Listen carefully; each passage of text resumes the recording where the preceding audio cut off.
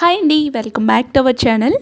ఈరోజు మన వీడియోలో మరమరాల లడ్డూని ఎలా ప్రిపేర్ చేసుకోవాలో చూపించబోతున్నాను. ఈ లడ్డు చేసుకోవడం చాలా ఈజీ, చాలా హెల్తీ కూడా. మరెందుకు ఆలస్యం, ఈ లడ్డూని ఇప్పుడు చూసేద్దాం.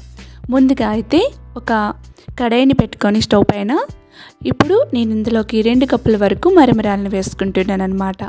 2 కప్పుల మరమరాలు వేసుకొని దీన్ని మంచి క్రిస్పీగా వచ్చేంత వరకు ఫ్రై చేసుకోవాలి.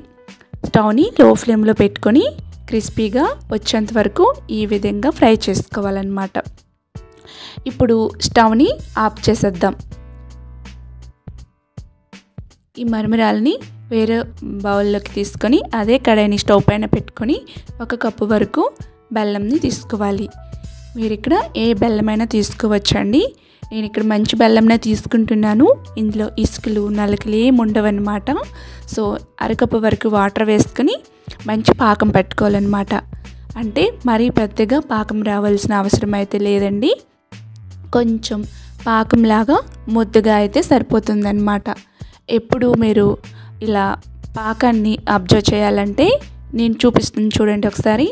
ఇలా బుడగలుగా వస్తున్నాయి కదా, ఇలా బుడగలుగా వచ్చి చిల్లులు పడుతూ ఉన్నాయి కదా, ఇలా ఉంటే మనకి లేత తీగ పాకం వచ్చేటట్టు అనమాట.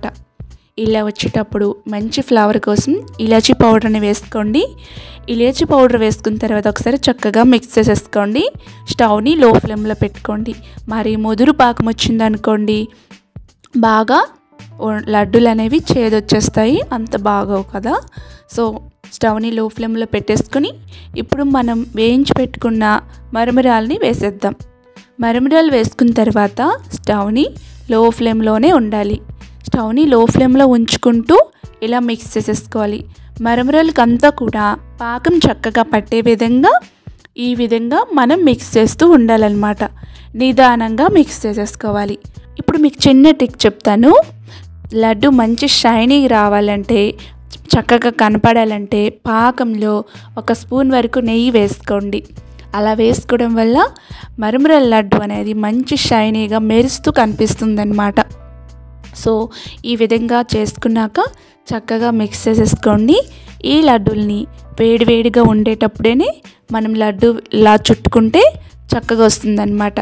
కొంచెం చేతికి నేతిని అప్లై చేసేసుకొని మీకు ఎంత సైజులో లడ్డు కావాలనుకుంటున్నారో అంత సైజులో నిదానంగా ఒత్తుకుంటూ చేసుకోవాలి. గట్టిగా నొక్కేయకూడదండి. అలా చేసామనుకోండి అన్నీ విరిగిపోతాయి అన్నమాట.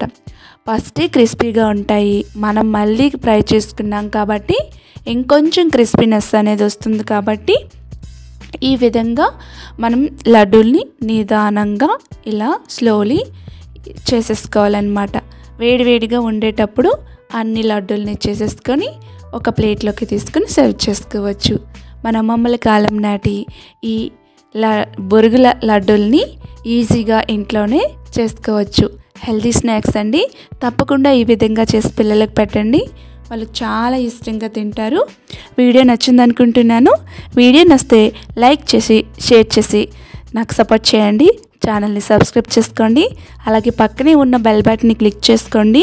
అలా చేయటం వల్ల నేను పెట్టే వీడియో నోటిఫికేషన్ మీకు వస్తుంది.